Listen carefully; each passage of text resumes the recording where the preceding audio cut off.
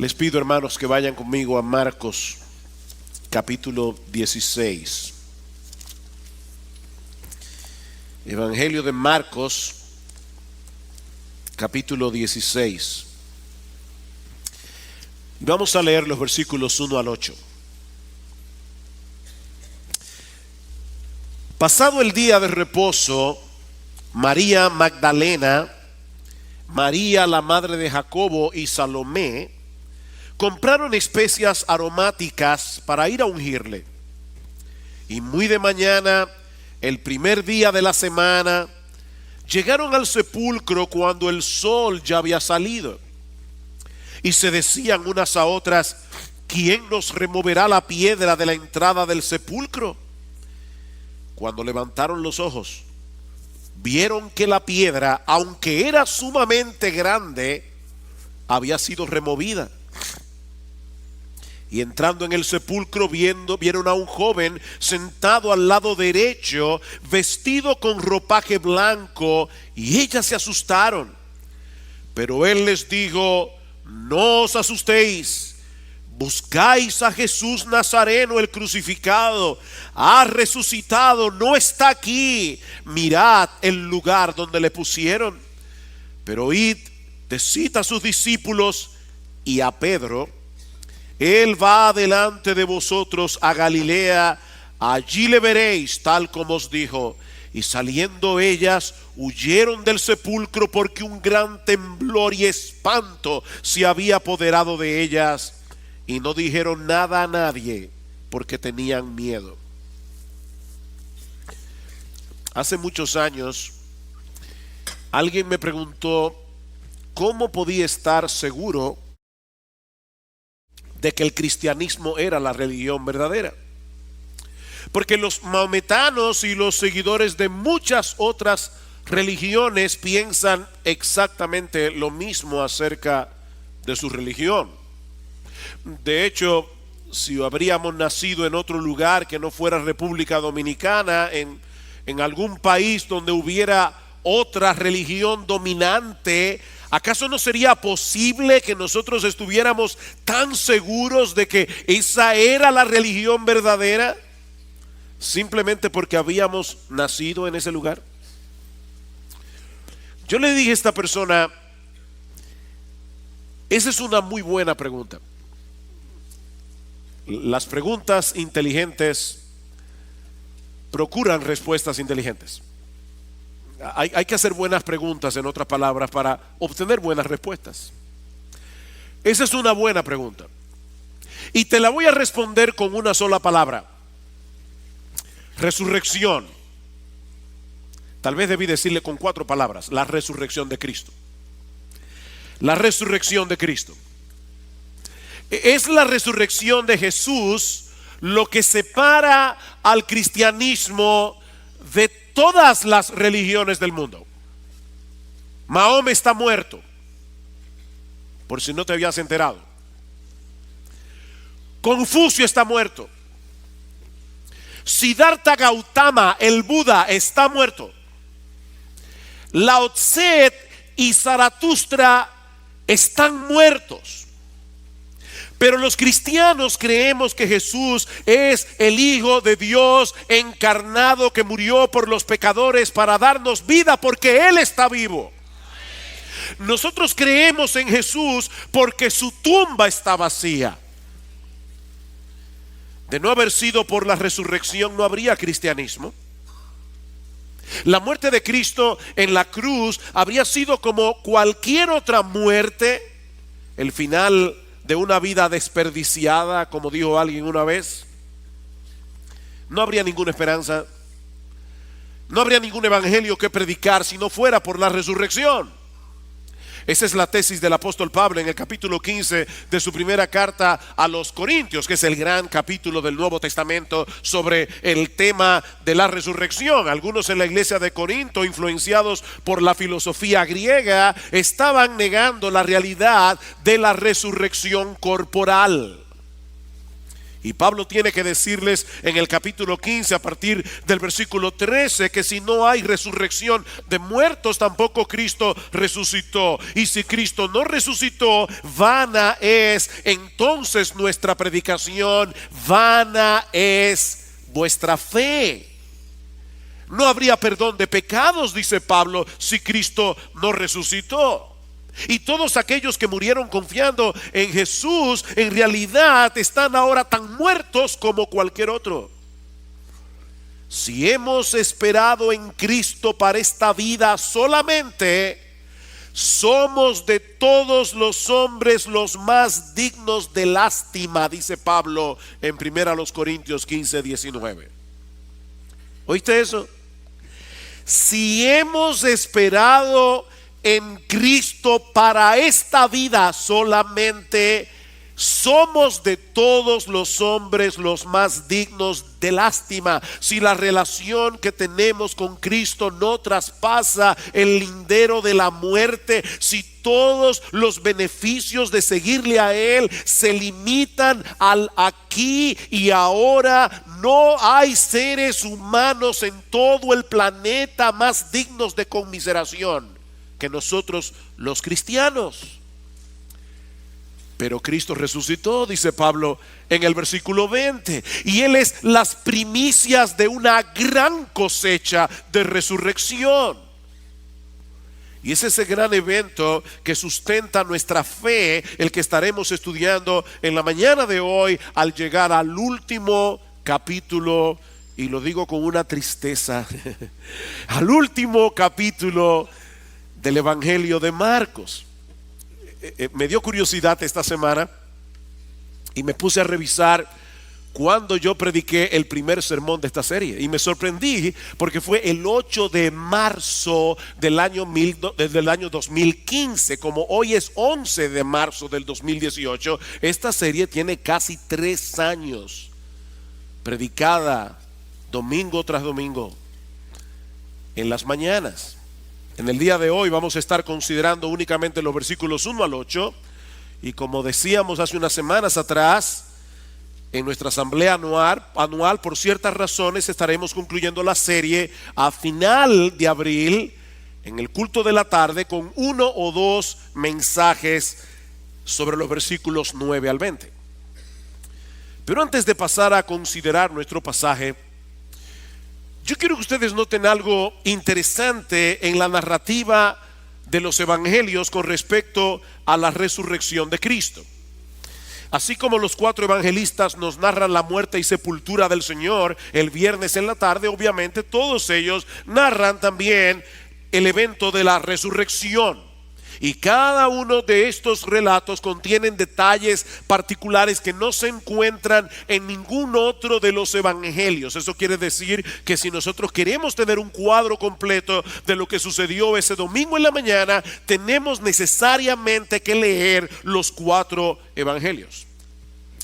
Sin embargo, al leer en Mateo, Marcos, Lucas, Juan, el relato histórico de la resurrección de Cristo, nos damos cuenta que falta algo. Y para ser honestos, mis hermanos, yo nunca me había dado cuenta de eso. En 40 años leyendo la Biblia, nunca me había dado cuenta hasta esta semana, o creo que fue hace 2 semanas atrás, que en los relatos de los evangelios hay un elemento que nosotros esperaríamos que estuviera allí, pero no está allí. ¿Saben cuál es? El evento mismo de la resurrección. Qué sorprendente. Ninguno de los evangelistas nos dicen cómo fue que Jesús resucitó. Nos narran con todo lujo de detalles lo que sucedió durante la crucifixión, aún nos dicen algunas cosas de cómo fue sepultado, pero no encontramos un solo detalle en ninguno de los evangelios de qué fue lo que sucedió en el momento mismo en que el cuerpo muerto de Jesús dentro de la tumba volvió a la vida. Nos hubiera encantado, ¿verdad?, que vino una luz y entonces nada. nada. Y mis hermanos, esta es una prueba de que los apóstoles no estaban tratando de escribir una historia fantástica, un relato sensacionalista para ganar adeptos. Ellos estaban relatando por inspiración divina lo que nosotros necesitábamos saber acerca de ese evento en el que descansa nuestra fe. El Espíritu de Dios quiso poner un velo de misterio sobre cómo fue que Jesús resucitó. El Espíritu de Dios aparentemente no quería que nosotros supiéramos o nos enfocáramos en el fenómeno en sí mismo, sino más bien en el hecho incontrovertible, en el hecho irrefutable de que Jesús resucitó. Es impresionante la sencillez con la que Marcos nos presenta el milagro más extraordinario de la vida de Cristo. Y lo hace enfocando lo que sucedió con este grupo de mujeres que fueron muy de mañana al sepulcro para ungir el cuerpo muerto del Señor. Y eso nos lleva a nuestro primer encabezado, que hemos titulado Una devoción incondicional. Versículo 1 otra vez.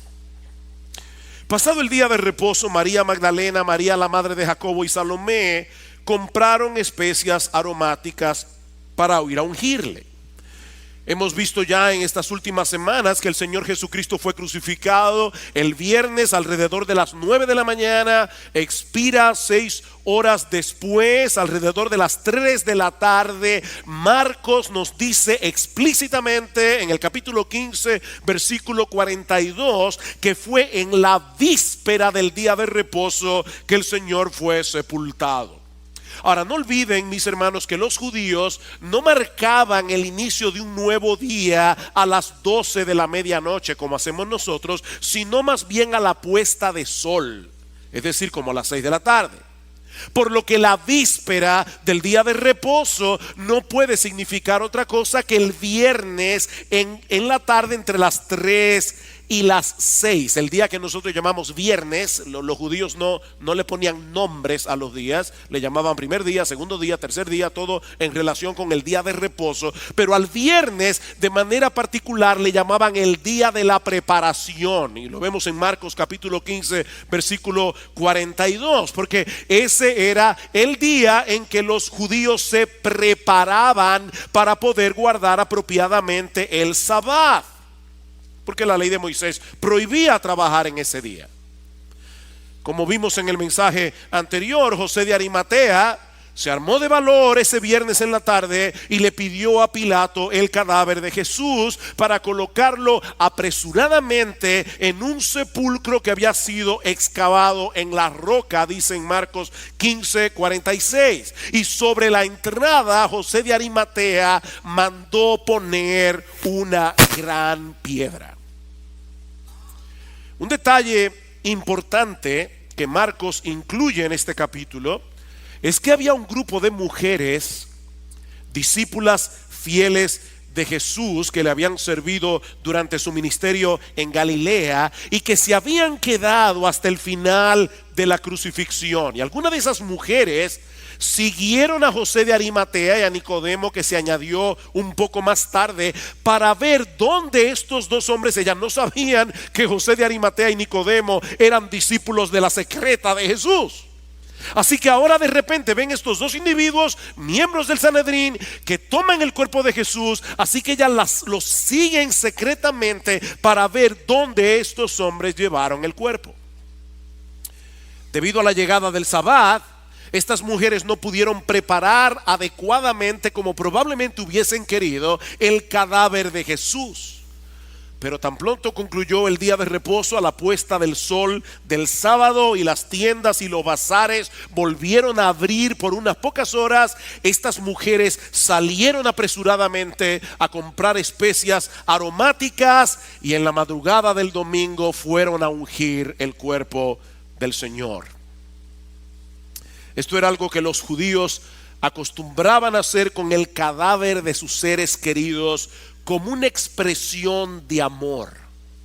Y el único propósito de este ungimiento era dilatar o tapar el mal olor que expelen los cuerpos cuando comienza el proceso de putrefacción. De manera, mis hermanos, que estas mujeres, estas queridas mujeres, querían tener la oportunidad de servir por última vez a aquel maestro y señor al que amaban con todo su corazón. Ahora piensen en esto, mis hermanos. Ya Cristo había muerto. Y es evidente que estas mujeres no estaban esperando que Él resucitara. Ellas no se acercaron a la tumba con la expectativa de ver a Cristo levantarse de los muertos. Ellas fueron a ungir un cadáver. Pero a pesar de haberle visto morir en la cruz, estas mujeres todavía amaban a su Señor, al punto de no tener ningún reparo en identificarse con Él en un momento tan inapropiado, humanamente hablando. Todos lo habían abandonado, incluyendo sus discípulos más cercanos. El poder civil de Roma le había condenado a muerte como un criminal. Los líderes religiosos de la nación lo habían repudiado como un blasfemo. Pero este grupo de mujeres todavía seguían siendo fieles a Jesús. Y Dios recompensó esa fidelidad, escogiéndolas para ser las primeras testigos oculares de su resurrección. Estas mujeres se levantaron muy temprano en la madrugada del domingo para ir a mostrarle a Cristo su amor y devoción, ungiendo su cadáver. Y es cuando están en el camino que reparan en el problema que tenían por delante. ¿Y quién moverá la piedra? Hay una piedra tapando el sepulcro. Vean el versículo 2. Muy de mañana, el primer día de la semana, llegaron al sepulcro cuando el sol ya había salido, y se decían unas a otras: ¿quién nos removerá la piedra de la entrada del sepulcro? Marcos nos dice en el versículo 4, lo vamos a ver en un momento, que esa piedra era muy grande. Cuando estuvimos en Jerusalén hace unas semanas atrás, pudimos ir por lo menos al lugar donde los protestantes dicen que está la tumba de Jesús. Y créanme, hermanos, la piedra que debía tapar esa boca, la entrada del sepulcro, era una piedra grande, era una piedra pesada. Pero ¿saben qué, mis hermanos? Estas mujeres no esperaron a que apareciera un grupo de hombres dispuestos a ayudarlas. Simplemente se movieron a hacer lo que ellas entendían que debían hacer, porque el amor a Cristo las movía a hacerlo. Ellas no se fueron por el camino fácil. ¿Oyeron esto, hermanas? Y esto es un ejemplo para todos, pero escucharon esto, hermanas. Estas mujeres no tomaron el camino fácil. Tal vez no es la voluntad del Señor, después de todo, que nosotros vayamos tan temprano al sepulcro. Ningún hombre se ha ofrecido. Los apóstoles salieron huyendo. Y después de todo ya Jesús está muerto. Podemos ir un poco más tarde. No. Estas mujeres amaban a Jesús. Cuando no era emocionante hacerlo. Estas mujeres amaban a Jesús cuando no era popular hacerlo. Estas mujeres amaban a Jesús cuando incluso era peligroso hacerlo. Miren, mis hermanos, déjenme decirles algo. Es muy fácil y obviamente a mí me encanta cantar, me encanta venir a la iglesia los domingos. A veces pienso en ustedes que no tienen que predicar y los envidio, porque yo tengo que estar cuidando la voz todo el tiempo. No, a mí me gusta cantar, pero ¿saben qué? Es muy fácil venir a la iglesia los domingos en la mañana, a este lugar con sillas cómodas, aire acondicionado, y cerrar los ojos y cantar y decir: oh Jesús, yo te amo.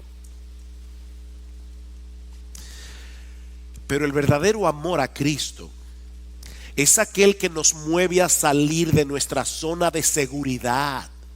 Es aquel que nos mueve a salir de nuestra zona de confort para servirle a Él, movidos únicamente por nuestro amor por Él. Mientras estudiaba este pasaje esta semana, tuve que examinarme a mí mismo con honestidad. Y no me gustó algunas cosas que vi. Para ser honesto, tuve que preguntarme a mí mismo, ¿por qué yo hago lo que yo hago? Yo soy pastor, me preparo toda la semana para predicar, me reúno con hermanos, enseño la palabra en otros contextos. La pregunta es, ¿por qué yo hago lo que hago? ¿Es simplemente porque es mi deber hacerlo? Incluso a mí me pagan por hacer lo que me gusta hacer. Yo soy un empleado feliz. A mí me gusta predicar. Pero yo sé en mi fuero interno que uno puede amar la predicación y no necesariamente amar a la gente a la que uno le predica. Como uno puede amar la predicación y no necesariamente amar al Jesús que uno predica. Mis hermanos, estoy tratando de ser bien honesto. Yo tuve que ser honesto esta semana. ¿Es simplemente porque es mi deber hacerlo o yo lo hago movido por un genuino, sincero, aunque imperfecto amor por mi Señor y Salvador? Ahora yo quiero que tú te hagas esa misma pregunta. Yo quiero que tú te examines a ti mismo esta mañana. ¿Por qué tú haces lo que tú haces? ¿Por qué tú te reúnes con tu grupo pequeño cada semana? ¿Por qué lo haces? ¿Qué es lo que te mueve a servir en la escuela bíblica? ¿O qué es lo que te mueve a servir en el ministerio de Entenderán? ¿O en Radio Eternidad? ¿O en el ministerio de traducción? ¿O de proyección? ¿O sonido? ¿O cualquier otra cosa en nuestra iglesia? ¿Qué es lo que te mueve a reunirte con otro creyente para discipularlo? ¿Qué es lo que te mueve a salir de tu casa y visitar a un hermano enfermo en el hospital? ¿Qué te mueve? ¿Qué es lo que te impulsa a hacer lo que tú haces cada día en medio de tu familia? ¿Qué es lo que te impulsa a hacer lo que tú haces en medio de tu trabajo? ¿Qué es lo que te impulsa a hacer lo que tú haces cuando usas los medios de la gracia o cuando estás luchando contra las tentaciones que diariamente combaten contra el alma? ¿Cuáles son los argumentos que tú traes a tu mente y a tu corazón para no pecar? ¿Es la vergüenza pública? ¿Es que te vas a sentir mal después de hacerlo? ¿O es porque tú amas a Jesús?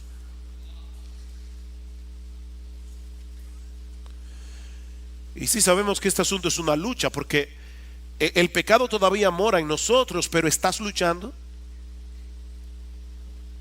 ¿Estás luchando en oración, en dependencia del Espíritu de Dios para que el amor a Cristo predomine en tu corazón como el motor predominante que mueve tu existencia en cada cosa que tú haces?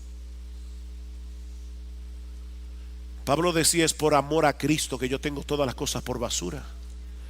Es el amor a Cristo lo que me constriñe, lo que me mueve, lo que me motiva pensando esto, que si uno murió por todos, luego todos murieron y por todos murió para que los que viven ya no vivan para sí, sino para aquel que murió y resucitó por ellos.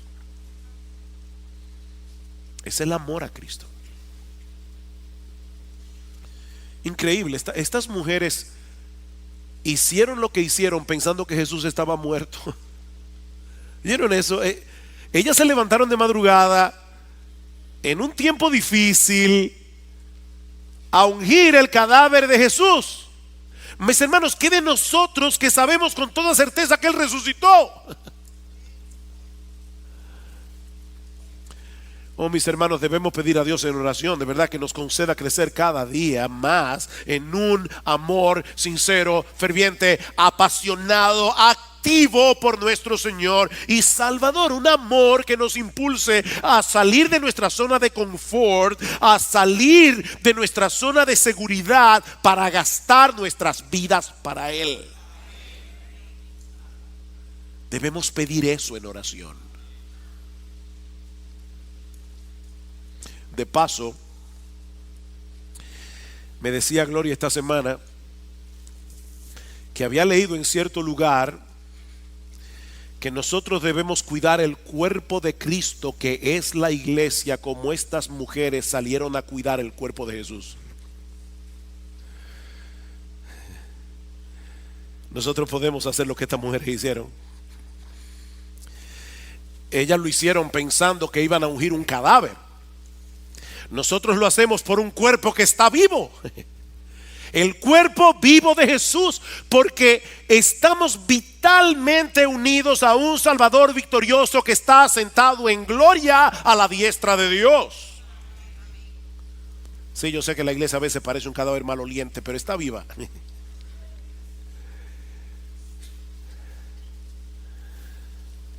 Pero ya hablaremos de eso el domingo que viene, cuando empecemos nuestra serie sobre la gloria de Cristo en la iglesia. Pero volviendo a la historia de Marcos, estas mujeres salieron al sepulcro en la madrugada del domingo. Y como lo decía, en el camino se dan cuenta que tienen un problema. El sepulcro está cerrado con una gran piedra. Y eso nos lleva a nuestro segundo encabezado. Ya hemos visto una devoción incondicional. Veamos ahora en segundo lugar una tumba abierta y vacía. Versículo 4. Cuando levantaron los ojos, vieron que la piedra, aunque era sumamente grande, había sido removida. Y entrando en el sepulcro, vieron a un joven sentado al lado derecho, vestido con ropaje blanco, y ellas se asustaron.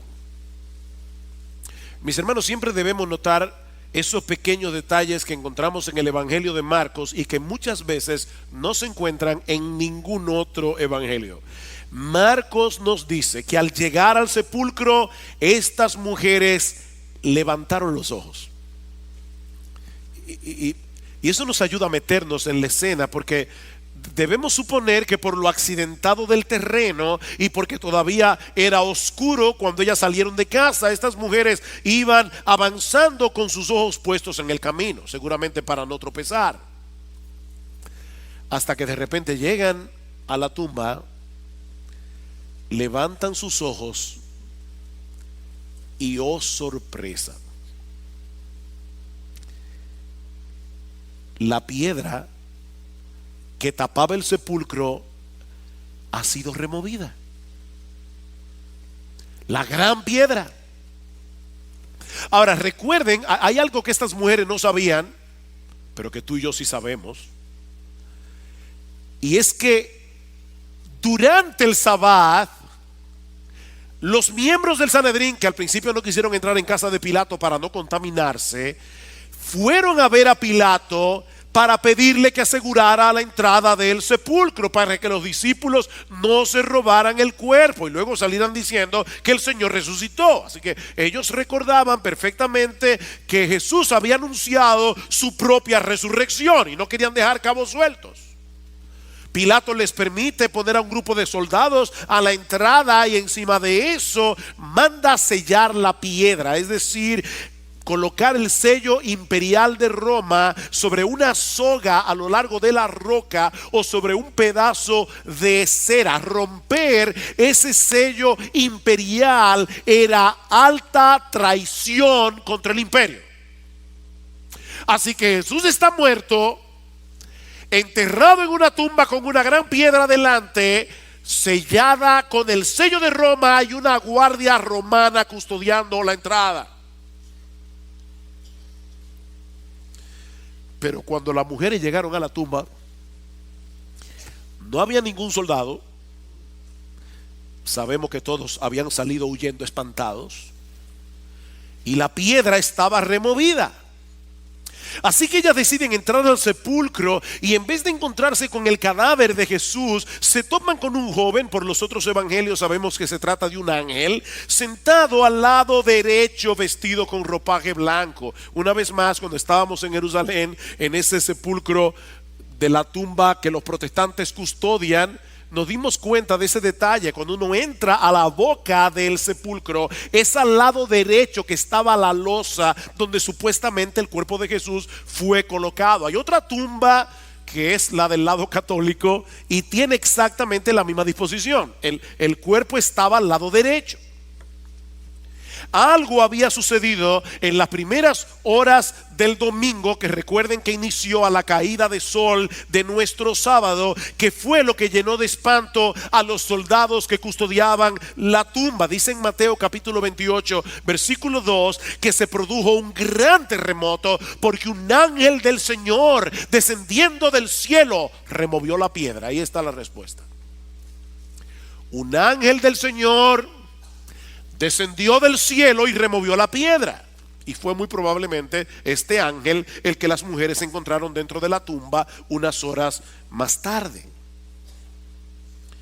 Y como es natural, siempre que una gente se encuentra con un ángel, por lo menos en el Antiguo Testamento, ahora no. Ahora hay personas que ven ángeles como si vieran al vecino. Cuando la gente en el Antiguo Testamento se encontraban con un ángel, se espantaban. Dice que ellas se asustaron, se alarmaron. Esta es la misma palabra que aparece en el relato de Marcos cuando dice que Jesús estaba en agonía en el huerto de Getsemaní. Mis hermanos, estas mujeres todavía ven la tumba removida, todavía no ven el cadáver de Jesús, y ellas no han llegado a la conclusión de que Él resucitó. Ellas no tienen ni idea de qué es lo que está pasando allí. De hecho, Lucas nos dice en el pasaje paralelo, Lucas 24:4, que ellas estaban perplejas. Ellas fueron al sepulcro a ungir un cadáver, no esperar un cuerpo, no esperar ver a Jesús resucitado. De hecho, también sabemos por el Evangelio de Juan que María Magdalena llegó a pensar por un momento que alguien había trasladado el cuerpo de Jesús a otro lugar. Se han llevado a mi Señor y no sé dónde lo han puesto, dijo ella. Estas mujeres necesitaban que alguien le hiciera una exégesis a la tumba vacía, que le dieran una explicación. Y eso es precisamente lo que el ángel va a hacer en el próximo versículo. Pero antes, permítanme hacerles una pregunta que de primera impresión puede parecer muy obvia. Mis hermanos, ¿por qué fue necesario que esa piedra fuera removida? ¿Han pensado en eso? Dios envió un ángel del cielo para que removiera la piedra del sepulcro. Y la pregunta es, ¿por qué? Oh, pastor, ¿y qué pregunta es esa? Para que saliera Jesús. ¿De verdad? O sea, ¿tú crees? ¿De verdad tú crees que Jesús necesitaba que alguien removiera esa piedra para salir del sepulcro? Mis hermanos, ¿ustedes recuerdan lo que pasó ese mismo día de reposo, el domingo, perdón, no día de reposo, el domingo, en la noche, cuando los discípulos estaban reunidos en el aposento alto con todas las puertas cerradas por temor a los judíos, y de repente dice Juan capítulo 20 versículo 19, que el Señor Jesucristo vino y se colocó delante de ellos?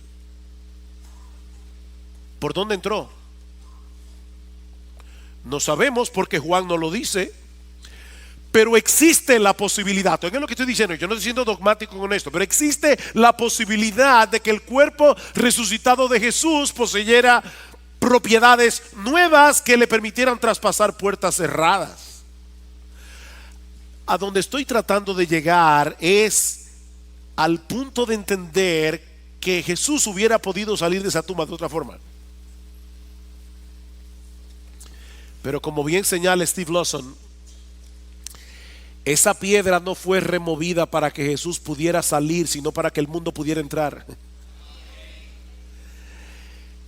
Para que el mundo pudiera asomarse como estas mujeres y comprobar que la tumba estaba vacía, porque esa tumba vacía por casi 2000 años ha sido un testigo irrefutable de la veracidad del evangelio. Los escépticos, los miembros, del Sanedrín, hicieron todo lo que estuvo a su alcance para evitar una resurrección fraudulenta. Porque ellos sí entendieron lo que los apóstoles no entendieron, lamentablemente. Ellos sí entendieron las implicaciones de las palabras de Jesús desde el principio de su ministerio. Destruid este templo que en 3 días lo levantaré. Nadie me toma mi vida, yo la pongo de mi propia voluntad, porque yo tengo autoridad para ponerla y tengo autoridad para volverla a tomar. Los fariseos, entendieron eso. Una y otra vez Cristo dijo a sus discípulos: los líderes religiosos de Israel me condenarán a muerte, me entregarán al poder judicial de los gentiles, me van a ejecutar, pero al 3er día resucitaré. El problema que han enfrentado los escépticos a través de la historia es que nunca han podido dar una explicación satisfactoria de cómo fue removida esa piedra y cómo fue que desapareció el cuerpo de Jesús.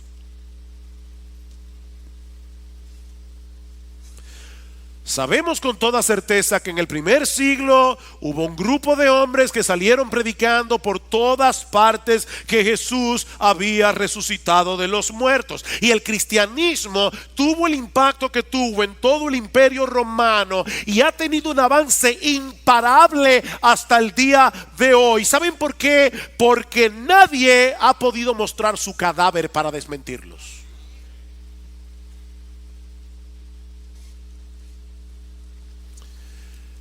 La explicación que dieron los líderes religiosos de Israel, según Mateo capítulo 28, versículos 11 al 15, es que los discípulos se robaron el cuerpo. Increíble. Mis hermanos, esta explicación, y todavía hay gente que cree eso, esta explicación es completamente absurda. No olviden que estos hombres abandonaron al Señor desde el momento del arresto. Ninguno de ellos había entendido este asunto de la resurrección. Para los apóstoles todo había terminado cuando vieron a Cristo clavado en la cruz. ¿Y ustedes creen que 3 días después iban a llegar Pedro, Juan, y se iban a enfrentar con una guardia romana? Y se iban a atrever a romper el sello de Roma y luego salir por todas partes a proclamar que Jesús resucitó? Eso no tiene sentido. Aparte de que todos ellos, con la posible excepción del apóstol Juan, murieron martirizados por su fe. Nadie miente para ser ejecutado. Todo el mundo miente para evitar la ejecución.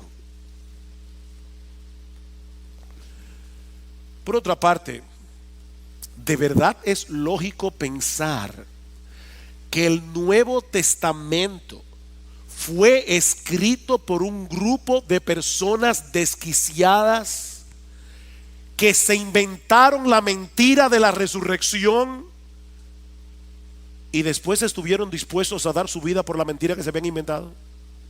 De verdad, lee el Nuevo Testamento. Lee el Nuevo Testamento y pregúntate si ese libro pudo haber sido escrito por un grupo de personas desquiciadas.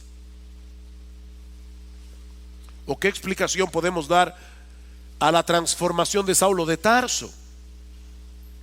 No olviden que este hombre se había dedicado en cuerpo y alma a perseguir a los cristianos, y sin embargo fue el apóstol Pablo el gran instrumento que Dios usó, no solamente para llevar el evangelio en toda Asia y en toda Europa, sino también para escribir la mayoría de las cartas del Nuevo Testamento. ¿Cómo podemos explicar esa transformación tan radical que sufrió Saulo de Tarso? ¿Qué fue lo que sucedió en la vida de este hombre? Si le preguntas a Pablo, te va a decir: yo me encontré con el Cristo resucitado camino a Damasco, y eso cambió mi vida. de perseguidor a evangelista. Yo vi a Jesús resucitado. ¿O cómo podemos explicar lo que el mismo Pablo nos dice en 1 Corintios capítulo 15 versículo 6? Que Jesús se le apareció a más de 500 hermanos a la vez, después de haber resucitado. Y Pablo dice, muchos de los cuales viven aún, por si quieren ir a preguntarle. ¿Tuvieron todos una alucinación colectiva?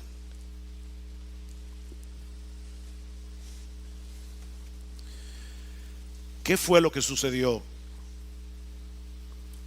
ese domingo en la mañana? Eso nos lleva a nuestro tercer encabezado: una explicación gloriosa. Una explicación gloriosa. Versículo 6. Pero él les dijo, el ángel, no os asustéis. Aquí está la explicación. Buscáis a Jesús Nazareno, el crucificado. Ha resucitado, no está aquí. Mirad el lugar donde le han puesto. Mis hermanos, estas mujeres acababan de escuchar de la boca de este ángel el anuncio más glorioso, el anuncio más extraordinario, el anuncio más transformador que alguna vez haya sido proclamado en la historia humana. El Señor resucitó. Nadie se robó su cuerpo. Ellas no se habían equivocado de tumba. Increíble. Algunos dicen, fue que las mujeres se equivocaron de tumba porque estaba oscuro. No, ellas no se equivocaron de tumba. Ellas fueron a la tumba que vieron 2 días antes. Pero esa tumba estaba vacía. Este Jesús Nazareno, cuyo cadáver ustedes vinieron a ungir, ya no está aquí, porque se ha levantado de la muerte con el poder de Dios, tal como Él lo había prometido. Así que, mujeres, no os asustéis. No hay razón para estar asustadas. Hay miles de razones para estar llenas de gozo y de esperanza, porque el Señor resucitó. Y ahora estas mujeres tenían la hermosa encomienda que todos nosotros tenemos de hacérselo saber a sus discípulos. Versículo 7. Pero id y decid a sus discípulos y a Pedro: Él va delante de vosotros a Galilea, allí le veréis tal como os dijo. Me encanta ese detalle. Los discípulos obviamente incluía a Pedro,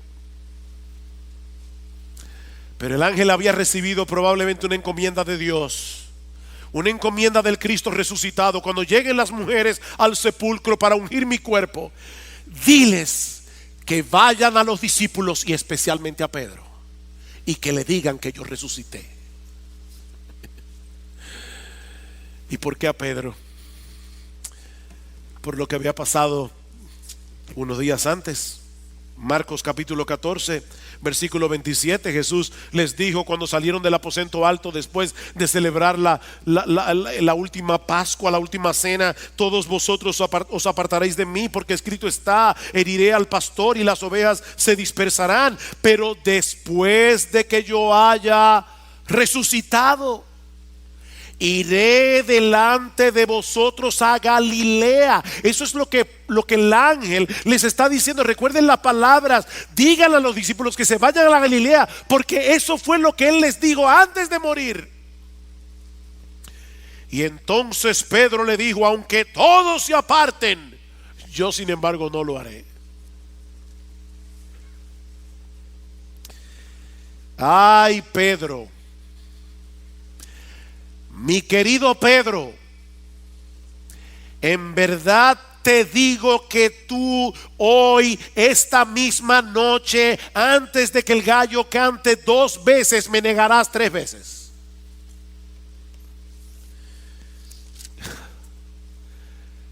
Qué amor el de Cristo. Y ahora que Cristo está glorioso y resucitado, le dice: mira, dile a estas mujeres que vayan a anunciar a mis discípulos y a Pedro que yo resucité. El Señor quiere hacerle saber al impetuoso Pedro que sus días de utilidad en el reino no concluyeron cuando lo negó vergonzosamente durante la noche del arresto. ¿Saben por qué, mis hermanos? Porque nuestro Dios es el Dios de segundas oportunidades.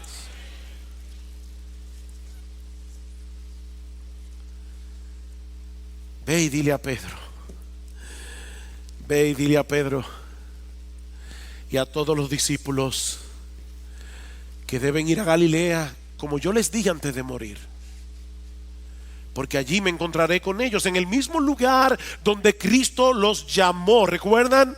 Al lado del mar de Galilea, en el mismo lugar donde Cristo los llamó y donde ahora los comisionaría a llevar la noticia de su muerte y su resurrección hasta lo último de la tierra, en Galilea. Pero quedaría registrado en la historia que las primeras en anunciar esta buena noticia no serían los apóstoles. Sería este grupo de mujeres piadosas que habían estado dispuestas a servir a su Señor cuando no era popular hacerlo, movidas por un amor absolutamente incondicional. Y eso nos lleva a nuestra última escena, que veremos mucho más brevemente y que hemos titulado Una reacción compleja pero comprensible. Una reacción compleja pero comprensible. Versículo 8. Y saliendo ellas huyeron del sepulcro, porque un gran temblor y espanto se había apoderado de ellas, y no dijeron nada a nadie porque tenían miedo. En el pasaje paralelo, en el Evangelio de Mateo, Mateo 28:8, dice que alejándose a toda prisa del sepulcro, con temor y gran gozo, corrieron a dar la noticia a sus discípulos. Espanto, temblor, gozo, miedo, esperanza, asombro. Todo estaba sucediendo al mismo tiempo en el aparato emocional de estas mujeres. ¿Nunca te ha pasado eso?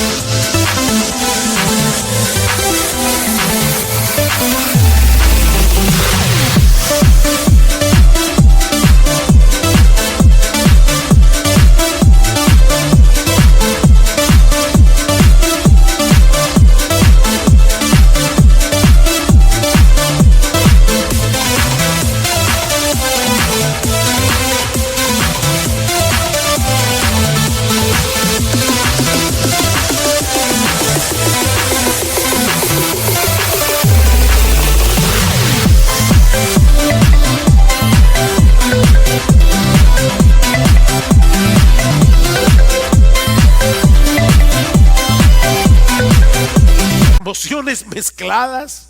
Esto era demasiado grande, esto era demasiado glorioso como para ser asimilado todo de una sola vez. El viernes en la tarde Estas mujeres pensaban que todo había terminado, que la maldad se había salido con la suya cuando su Señor, cuando su Maestro fue condenado a morir en una cruz romana. Pero ahora se están dando cuenta que aquello no fue el final, sino el principio, que lo que parecía una derrota en realidad había sido la más grande de las victorias sobre las huestes del mal. Cristo resucitó y eso lo cambia todo. Estas mujeres salieron huyendo del sepulcro, pero con un mensaje extraordinario que comunicar a los discípulos, el mismo que tú y yo tenemos que comunicar.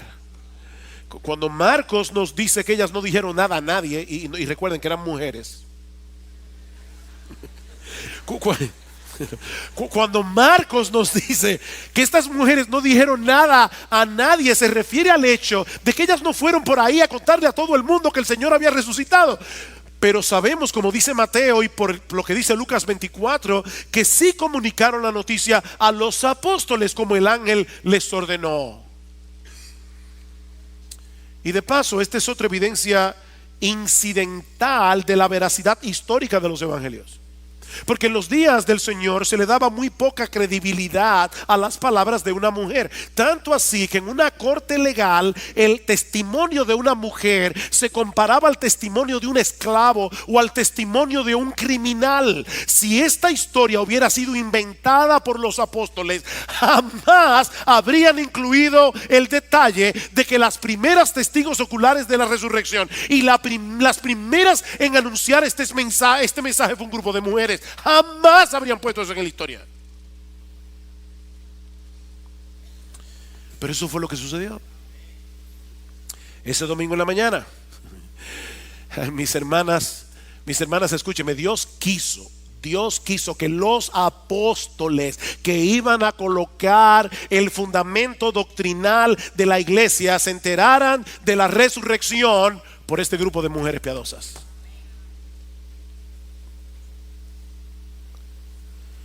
Y no por eso las hicieron apóstolas.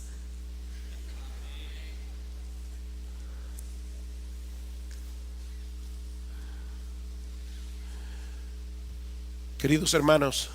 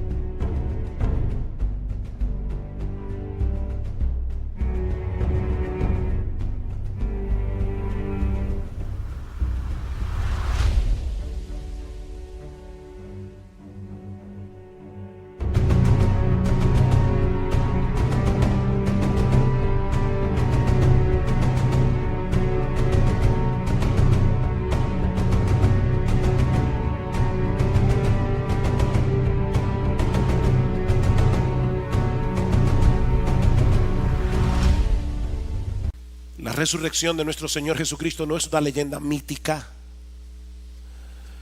Es el más grande acontecimiento que alguna vez haya ocurrido en la historia de la humanidad, en el cual debemos poner nuestra fe si queremos ser salvos.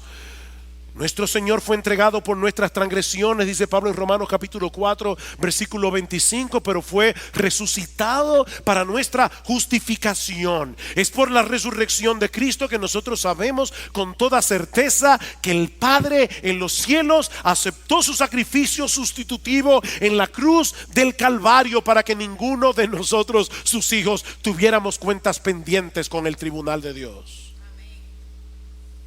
Podemos morirnos tranquilos porque nuestra deuda fue saldada, completamente saldada, y lo sabemos porque Jesús resucitó. Podemos vivir con esperanza porque es por la resurrección de Jesús que nosotros sabemos con toda certeza que algún día este cuerpo en estado de humillación, como dice Pablo en Filipenses 3:21, será transformado en conformidad al cuerpo de la gloria suya. Y así estaremos siempre con nuestro Señor. adorando y contemplando su gloria. ¿Recuerdan el texto de 1 Corintios 15 que citamos al principio en la introducción? Donde Pablo decía que si hemos esperado en Cristo para esta vida solamente, somos de todos los hombres los más dignos de lástima. Entonces, mi amado hermano, si tú eres creyente, regocíjate, porque Jesús resucitó. Tú no eres digno de conmiseración. La esperanza que tenemos en nuestro Señor traspasará el umbral de la muerte, porque la tumba que no pudo retenerlo a Él tampoco podrá retener a todos aquellos que estamos unidos a Él por la fe. Oh muerte, ¿dónde está tu aguijón? Oh sepulcro, ¿dónde está tu victoria? Sí, en el mundo tendremos aflicción, dice el Señor. No hemos llegado al cielo todavía. Pero también sabemos que los sufrimientos de este tiempo presente no son dignos de ser comparable con la gloria que nos ha de ser revelada, como dice Pablo en Romanos capítulo 8 versículo 18, porque el Señor resucitó. Hay esperanza, mis hermanos. Hay esperanza. Hay una luz brillante, gloriosa al final del túnel. No la que ven aquellos que se mueren y vuelven. No. Hay una luz gloriosa al final del túnel, porque la muerte será la carroza que llevará nuestras almas a la presencia de Cristo, hasta que nuestros cuerpos escuchen su voz. Y vamos a resucitar como Él resucitó.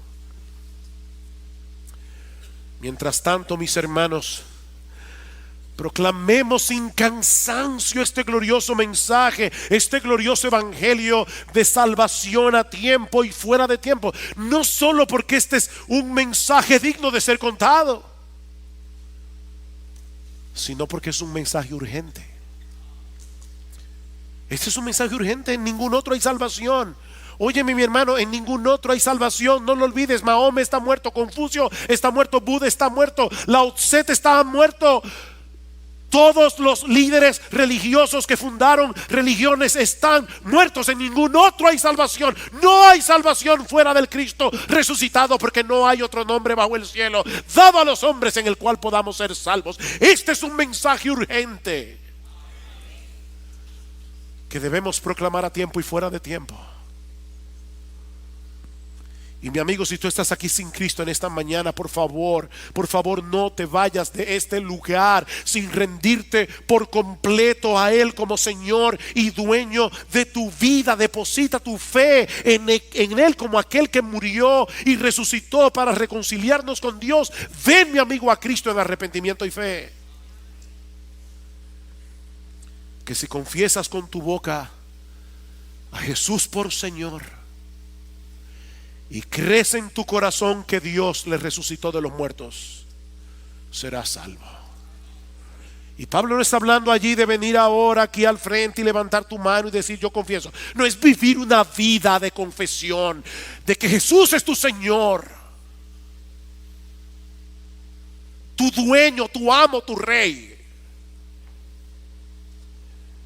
Porque con el corazón se cree para justicia, pero con la boca se confiesa para salvación. Oh, que el Señor bendiga hoy abundantemente su palabra en creyentes y en incrédulos, trayendo consuelo, ánimo, corrección, esperanza, arrepentimiento, fe, salvación.